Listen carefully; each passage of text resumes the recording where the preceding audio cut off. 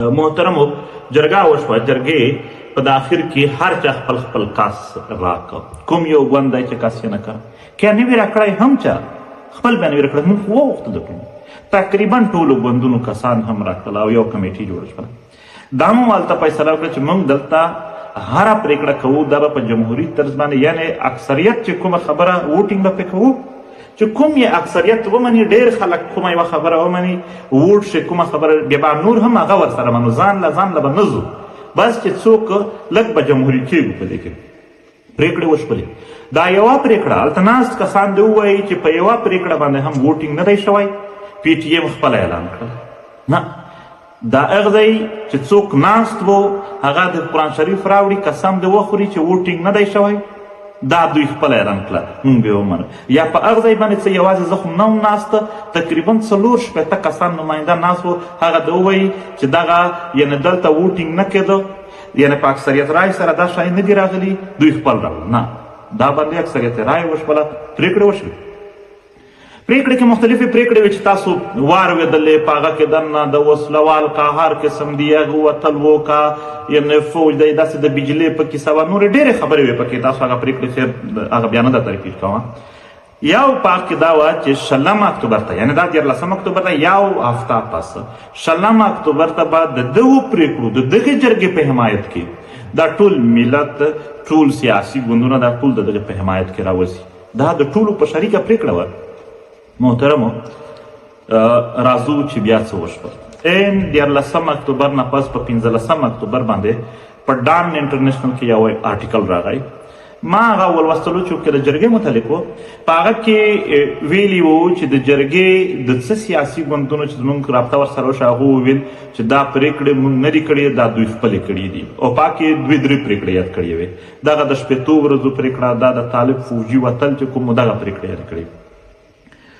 مونږ ویل کېدای شي میډیا دا د دروغو څه خبره کړې وي، خو بیا مو پته کوله په دې منځ کې د 16 اکتوبر تیاري وه.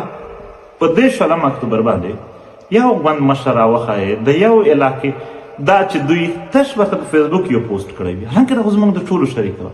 بیا څوک راووتل، یو څو کسانو نه پرته تقریبا ټول یوازې پی ټي ایم وه چې په سوشل میډیا هم ورته حمایت کول، یعنې هغه په قرآن شریف قسم چې هلته موږ په شریکه سره کړی و، موږ په هغه ورته پوره او هم یې په ګراونډ باندې هم منډې ورته وهلې، حالانکې دا خو د ټولو شریک وو. ښه، دا وشو. موږ پته وکړه چې څه کیسه ده، چې دغه چې یاره دا پرېکړې چې موږ د ټولو سره نه یو. ما ورته وویل چې چونکې زه خو یو غړی یم د دې جرګې، راځئ کښېنو میټینګ مو وکړو. میټینګ کې تقریبا د 1-2 ګوندونو نه علاوه نور څوک را هم نه غلل، هغه هم قبایلي مشران سره راغلل. هغو سره مو خبره کړه چې مسله څه ده، تاسو خبره ورسره کړو. چې هغه وایي چې دغه د 80 ورځو خبره ده، د 3,000 کسانو راټولول، داسې په دې خبرو کې نه یو مونږ. ما ورته وویل چې بس په دا به هم ورته تېر شو، مونږ به دلته ټول رایه سره وکړو، په دې به ورته تېر شو.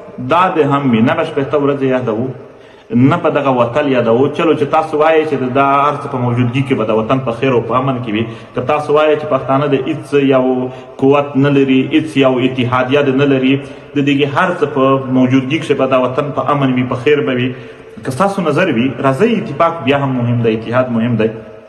د بجلۍ په مسله خو سره ټول شئ، دا کام د ملت ته یو څه خیر خو به ورسېږي. د کورمې په مسله خو سره راټول شي، د هغو بل بس دا صحیح ده. ما چې څومره و هم یو بله پرېکړې وکړې چې هغې ځای ویډیو هم جاري شوله. د کورمې د مسلې ته مو یو کمیټي جوړه کړله، د بجلۍ خبره مو هم سره وکړله، او یو احتجاج بل هم اعلان شو 21 نومبر ته. ته یقین وکړه هغه یو څو ګوندونه هم چې راغلي وه 21 نومبر احتجاج چې هغه هم نه و موجود. او بیا د کورمې په مسله جرګه مو جوړه کړله د ټولو په شریکه. زموږ جرګه لا نه ورسېدلې، په لاره کې راګوډه کړله، بېرته چا بیا راوینېدله سرکار یوه جرګه جوړوله. موږ چې کتل هم د جرګې یوه جوړه جرګه چې کومه د هغه په لاره کې ودرېږي، بېرته چې ګورو ټول د سرکاري غ سره ناست دي. موږ په دې نه یو چې که ته سرکار هلته امن راوستلی شي نو ته ملګرتیا مه ورسره کوه یا ته یې دغه خلاف شه. بلکل د هر چا خپل یو لاره وي، موږ دا نشو کولی چې هر چا پرې ور وتپو. خو دلته په جرګه کښې خو مو هم یوه پرېکړه سره کړې وه، باید دغې ته خو هم لږ څه احترام ولره شي. لږ خو څه د دغې جرګې هېڅ سپورټ نه، یعنی د جرګې نه پس تش هغه د سوشل میډیا یا پوسټ څه وي تر هغه پر هم سپورټ نه ورکولی